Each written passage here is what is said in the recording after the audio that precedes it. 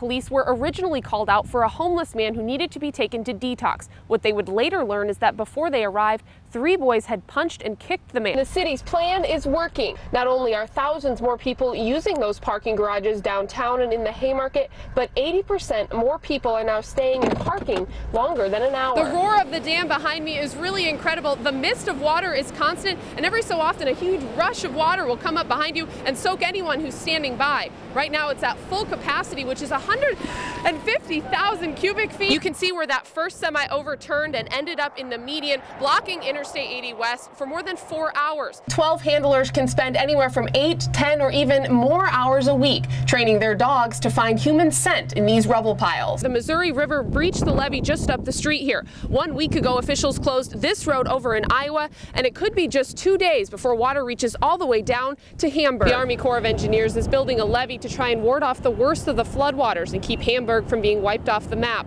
But residents in town say it's not enough. Where I'm standing used to be profitable farmland. Locals estimate that already 30,000 acres of corn and beans are underwater. The Army Corps of Engineers authorized farmers to cut this break in the levee to help reduce the pressure of floodwaters on farmland and bring the flow of water back down to the Missouri. Of all the reminders left behind by the 2011 flooding here in Plattsmouth, perhaps the marker behind me is one of the more optimistic ones. At the river's highest levels, it reached up to the number 37. I'm standing on about 3 feet of dirt and silt right now, and I'm about 5'9". This water line behind me is where it was only about 10 days ago. Although the floodwaters have long since gone down here along Nebraska Highway 2, the damage and devastation, as you can see, is still very present. The building is a total loss, and crews have been fighting hotspots for more than 20 hours.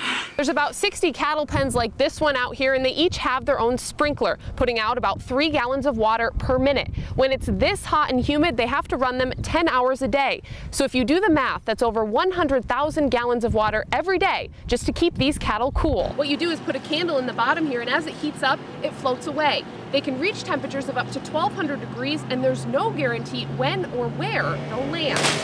Little Jadion was pronounced dead late this morning. For police, now their investigation is turning to why and how that television set fell on the baby boy.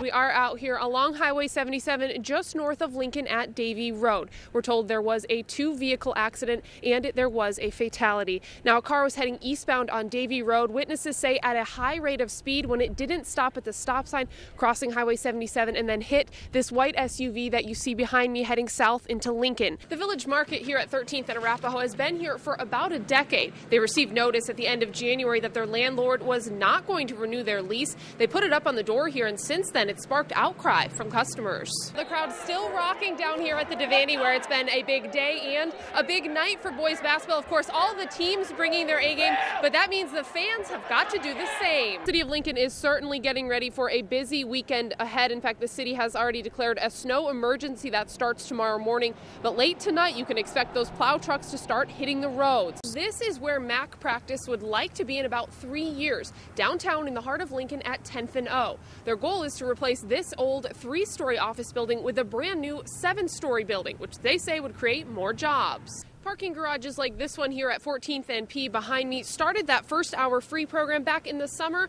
of 2010. And since then, it's really helped drive traffic to downtown Lincoln. Just a couple more hours of this rain expected before we expect it to turn into snow. Again, the city has declared a snow emergency beginning tomorrow morning at 6 a.m. Holy crap, there's a car fire! When a Lincoln firefighter heads into the smoke, the helmet goes on, and what's underneath has to be clear. You got to be able to keep yourself under control, you know, and you got to be able to take orders well and follow instructions, you know. You got to keep your head. This is LFR recruit Adam Marshall. One false move on your part could be real bad. And this is the first car fire he'll ever have to put out. You get in there, it's a rush. Ready? Just an adrenaline rush, you know, you calm your nerves, you go in there, and you got a job to do. For the newest class of 17 LFR recruits, it's week 8, a defining point where they fight their first fires. Jamie! They'll learn to conserve their air better. They won't get so excited. When we roll up to a fire, you know, we have to have a little calm and coolness about what's going on. When we see them come off the rig for the first times, you know, they're breathing pretty heavily and pretty fast. Captain Eddie Miller is one of 2 instructors pushing them 5 days a week, 9 hours a day. It's training, it's hard work. Captain Miller says it takes a balance of the right people, equipment, and training to make the recruits stand out. Back away. We call it Lincoln's way of performing at incidents. Watch the hose. And in less than 5 minutes, marshals extinguished the blaze and perhaps his nerves. The whole idea of being out there, getting a few calls underneath your belt and getting out of the way, then you settle in. It's all new, so it'll be exciting. Reporting in Lincoln, Kelly Samariva, Channel 8 Eyewitness News.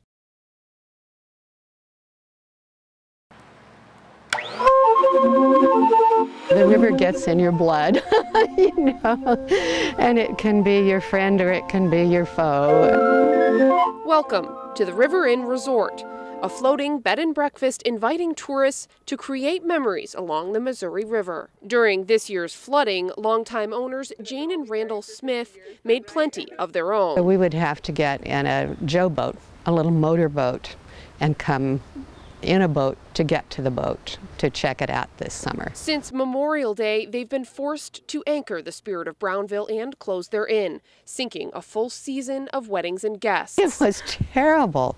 It was really hard for us to call and say, you know, we have to cancel because you can't get here. At their highest, Missouri River floodwaters crested more than 10 feet above flood stage, forcing the Smiths to shut down business the same weekend they should have been celebrating their 50th wedding anniversary. To give you an idea of just how high the water was around the River Inn Resort, I'm standing on about 3 feet of dirt and silt right now, and I'm about 5'9". This water line behind me is where it was only about 10 days ago. They reopened last week, proving the Spirit of Brownville can't be sunk. A lot of mud and dust and whatever, and so there was a lot to do to get ready. There was elation, but there was also not a huge celebration. We were just glad to be open the doors.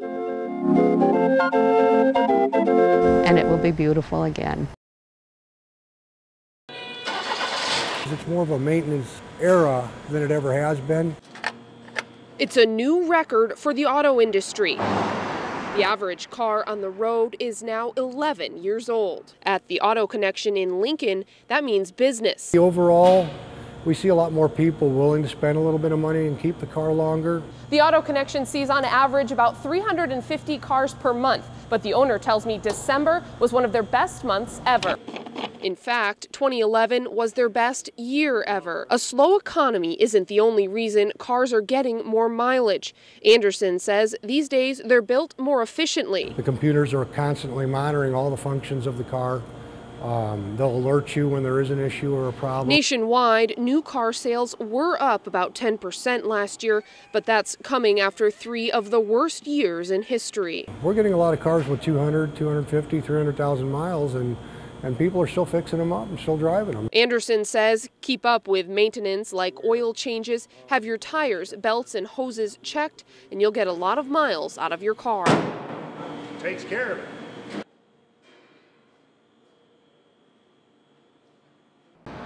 From Wall Street to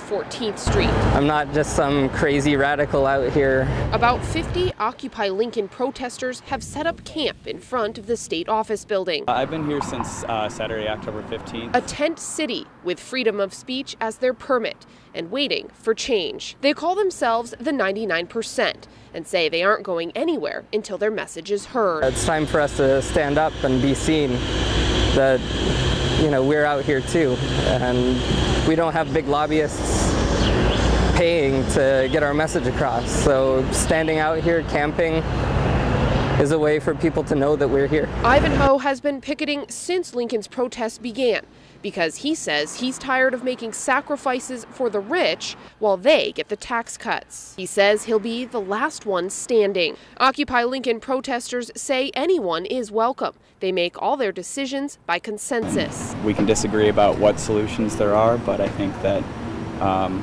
we should all agree that there's something wrong with the income gap. They march together every Saturday and have general meetings twice a week. Do you think it's making a difference? We'll see.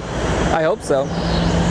I wouldn't be here if I didn't think there was a possibility of it. Occupy Lincoln protesters say they'll stay out here as long as it takes to be heard. Could be days, weeks, or even months. I talked with several state office building employees who tell me really the protesters keep to themselves and haven't caused a nuisance. Reporting in Lincoln, Kelly Samariva, Channel 8 Eyewitness News.